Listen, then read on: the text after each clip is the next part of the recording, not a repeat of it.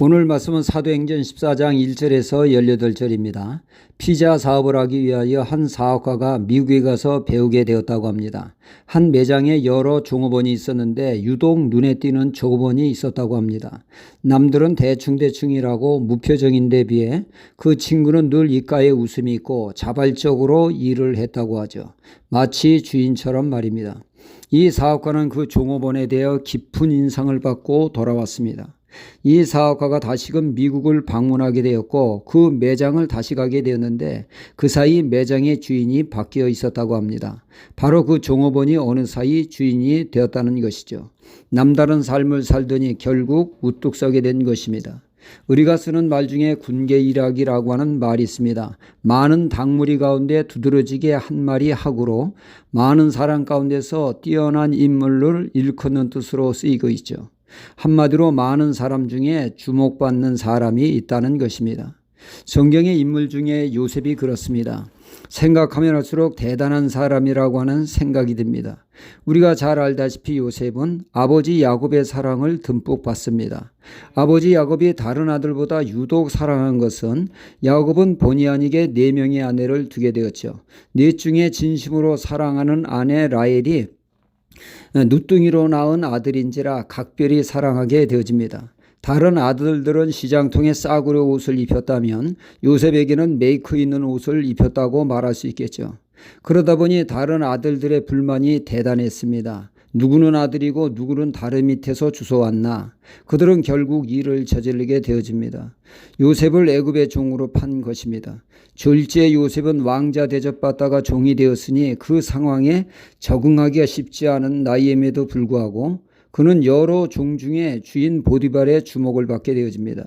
다른 종들은 주인이 보면 열심히 일하는 척 하는데 요셉은 주인이 보든지 아니 보든지 상관하지 않습니다. 마치 자기가 주인인 양 시간 가는 줄 모르고 일을 합니다.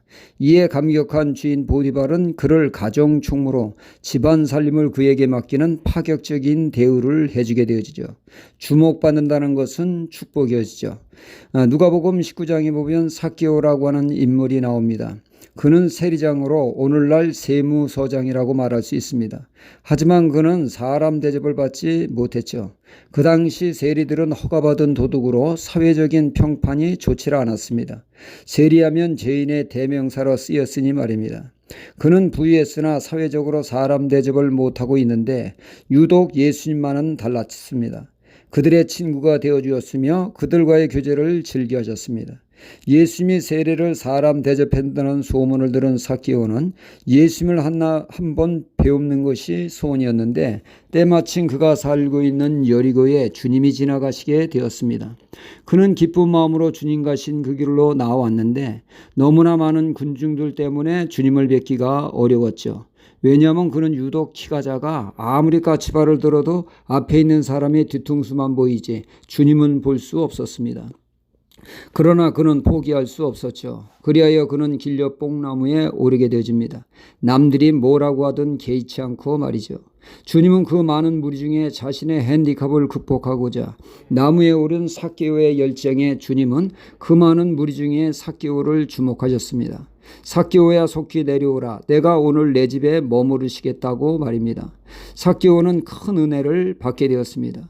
이렇듯 자신의 약점에도 불구하고 최선을 다하는 사람은 더욱더 주목을 받게 되어집니다. 오늘 말씀은 루스드라에서 있었던 일을 기록하고 있죠. 바울 사도가 청중을 향하여 복음을 증거할 때 그 많은 사람 중에 사도 바울의 눈을 사로잡는 한 사람이 있었습니다. 그 사람의 눈에는 반짝반짝 빛이 났으며 온 마음으로 말씀을 받아들입니다. 어찌나 그가 은혜를 사모했는지 그의 믿음이 바울 사도에게 확확 전해졌습니다. 이에 사도 바울은 설교를 멈추고 그를 주목하여 담대히 믿음의 선포를 하게 되어집니다. 10절에 큰 소리로 가르되 내 발로 바로 일어서라. 그 사람이 뛰어 걷는 놀라운 치유의 역사가 일어나게 된 것입니다. 그는 나면서부터 안진뱅이로 한 번도 걸어본 적이 없는 사람이었죠. 주목받는 그의 믿음이 하나님의 역사를 맛보게 한 것입니다. 히브리서 11장 6절은 말씀하기를 믿음이 없이는 기쁘시게 못하나니 하나님께 나아가는 자는 반드시 그가 계신 것과 또한 그가 자기를 찾는 이들에게 상 주시는 이심을 믿어야 할지니라 말씀하고 있습니다.